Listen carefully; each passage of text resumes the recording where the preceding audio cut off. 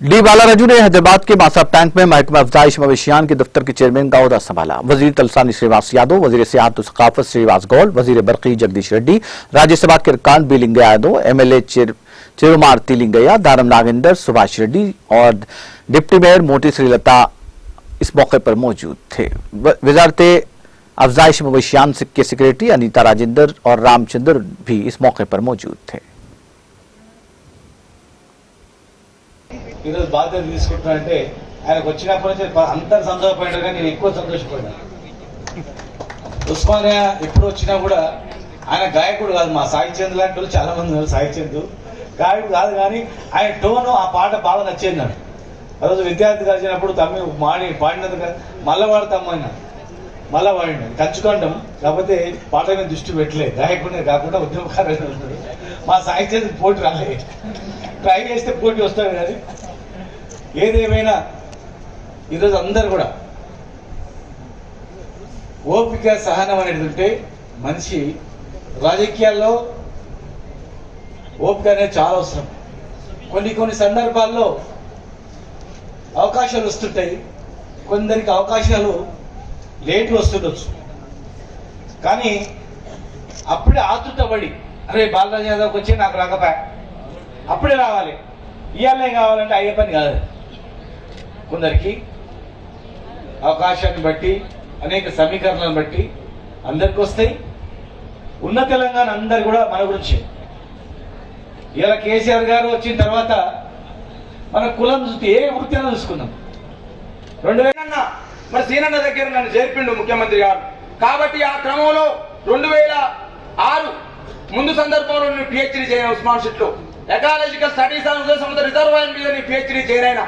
తెలంగాణ ఉద్యమం 2008లో స్టార్ట్ అవుతున్న సందర్భం, 2009లో మరి ఉద్యోగుల సభ సిద్దిపేటలో జరిగిన సందర్భం. విద్యాభ్యాసం చూసుకుంటే ఉస్మాన్ సిటీ కంటే ముందు నేను నోముల హై స్కూల్లో చదువుకొని తర్వాత ఇంటర్మీడియట్ లో 72.8% నాకు, డిగ్రీలో 70%, పీజీలో 71%, పిహెచ్డీలో 71%, పిహెచ్డీ జరిగేటువంటి ప్రీ పిహెచ్డీలో కూడా 72%. అన్నిట్లో డిస్టింక్షన్ వచ్చినాం.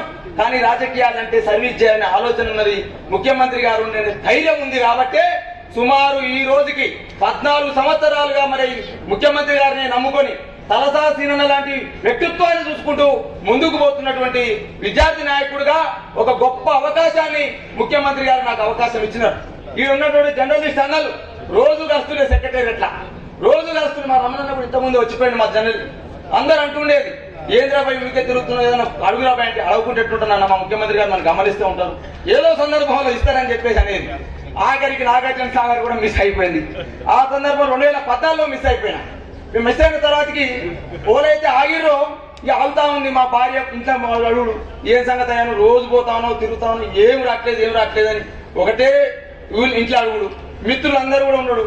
కానీ ఈ యొక్క వేదిక నుంచి నా శిరస్సు వంచి మా ముఖ్యమంత్రి గారికి ధన్యవాదాలు తెలియజేస్తూనే, మా యువ నాయకుడు కేటీఆర్ గారికి ధన్యవాదాలు తెలియజేస్తూనే, మా మంత్రి తలసాని శ్రీనివాస్ యాదవ్ గారికి ధన్యవాదాలు తెలియజేస్తూనే, వేదిక మీద మా యొక్క ప్రిన్సిపల్ సెక్రటరీ గారు అనితా రాజేంద్రన్ గారికి, మా ఎండి రామచంద్రన్ గారికి, మా ఎస్సీ కార్పొరేషన్ చైర్మన్ పినమర్తి రవి గారికి, మా జైపాల్ యాదవ్ గారికి, మా బడుగు లింగ యాదవ్ గారికి, మా అంజయ్ యాదవ్ గారికి, అదేవిధంగా మా దూలిమెట్ల సత్య యాదవ్ గారికి, మా గొంగడి మహేందర్ రెడ్డి గారికి, అదేవిధంగా వేదిక మీద మా గోలి అమరేందర్ గారికి, అదేవిధంగా మా యొక్క ఒట్టె జానయ్య యాదవ్ గారికి, జీవి అన్న గారికి, అదేవిధంగా మా బైకాన్ శ్రీనివాస్ యాదవ్ గారికి, సదానంద్ యాదవ్ గారికి, అయోధ్య యాదవ్ గారికి, మా రవీందర్ యాదవ్ గారికి, పోచపైన శ్రీహరి యాదవ్ గారికి, నన్ను ఈ పదవి బాధ్యతల్లో కూసబెట్టడం కోసం వచ్చినటువంటి మా జిల్లా మంత్రివర్యులు జగదీశ్వర్ రెడ్డి గారికి, అదేవిధంగా ఎంపీ అదేవిధంగా ఉప్పల్ ఎమ్మెల్యే బోయితి సుభాష్ రెడ్డి గారికి, ఖైరతాబాద్ ఎమ్మెల్యే దానం నాగేందర్ గారికి, ఎమ్మెల్సీ ఖమ్మం తాత మధు గారికి,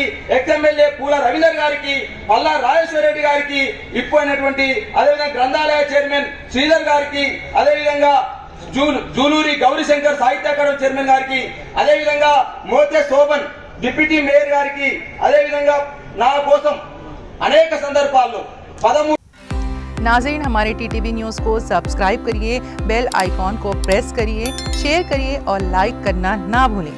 और किसी एडवर्टाइजमेंट से मुताल्लिक़ जानकारी के लिए हमारे इस नंबर पर कांटेक्ट कीजिए। हमारा नंबर है 9550102020।